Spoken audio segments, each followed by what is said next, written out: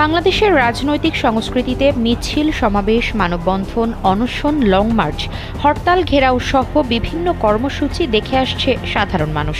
তবে কয়েক সপ্তাহ ধরে একের পর এক ভিন্নতর কর্মসূচি দিয়েছে কোটা সংস্কারের দাবিতে গড়ে ওঠা বৈষম্য বিরোধী ছাত্র আন্দোলন। পেয়েছে শিক্ষার্থীসহ সাধারণ মানুষের সমর্থন। আন্দোলনকারীদের এমন অভিনব সব কর্মসূচি আলোচনার খোরাক জুগিয়েছে বিভিন্ন মহলে। বাংলা ব্লকেট, গণপদযাত্রা, complete shutdown, march for justice, remembering our heroes, সর্বশেষ গতকাল প্রার্থনা ও ছাত্র জনতার গণমিছিল কর্মসূচি ঘোষণা করে আন্দোলনকারীরা। বৈষম্য বিরোধী ছাত্র আন্দোলনের সমন্বয়ক হাসনাত আব্দুল্লাহ কারবালাকে বলেন, তাদের বেশিরভাগ কর্মসূচি ব্যতিক্রম। আর নয় সৌন্দর্য নিয়ে চিন্তা, এবার নিজেকে সুন্দর করে তুলুন স্টাইল ম্যানিয়াক্সের সাথে। মূলত বিভিন্ন মতের শিক্ষার্থীরা এই আন্দোলনে যুক্ত রয়েছেন। তাছাড়া শিক্ষিত ও মেধাবীরা এই আন্দোলনের নেতৃত্ব দিচ্ছেন। তারা কর্মসূচির নামে বৈচিত্র্য আনার চেষ্টা করছে।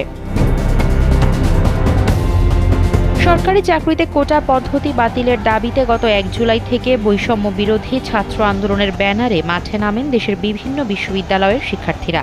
শুরুর দিকে বিভিন্ন ক্যাম্পাসে মিছিল, মিটিং এবং সমাবেশের মধ্যে সীমাবদ্ধ থাকলেও গত ৭ জুলাই থেকে বাংলা ব্লকেট নামে অবরোধ কর্মসূচি পালন শুরু করেন আন্দোলনকারীরা।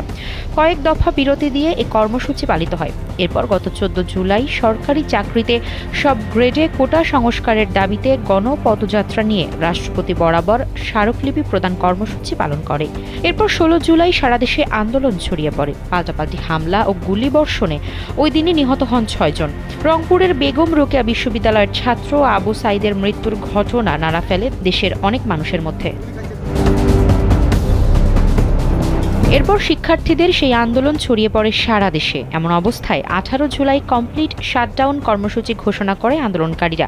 ওই কর্মসূচিও দেশব্যাপী সাড়া ফেলে। এরপর কয়েকদিনে সারা দেশে সহিংসতা ছড়িয়ে পড়ে। এক পর্যায়ে গত ৩১ জুলাই ঘোষণা করা হয় পরের দিন পালিত হবে মার্চ ফর জাস্টিস।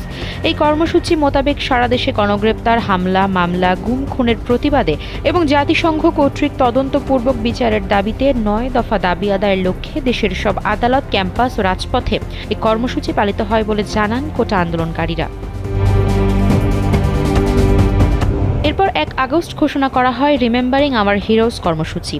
এই কর্মসূচির আলোকে সারা দেশে বৃহস্পতিবার গত কয়েকদিনে নিহতদের স্মরণে এবং নানা সাংস্কৃতিক কর্মসূচি পালিত হয়। সর্বশেষ বৃহস্পতিবার ঘোষণা করা হয় প্রার্থনা ও ছাত্র জনতার গণমিছিল। এতে বলা হয়, মসজিদে জুমার নামাজ শেষে দোয়া, শহীদদের কবর জিয়ারত, মন্দির, গির্জাসহ সব উপাসনালয়ে প্রার্থনার আয়োজন ও জুমার নামাজ শেষে ছাত্র জনতার গণমিছিল অনুষ্ঠিত হবে।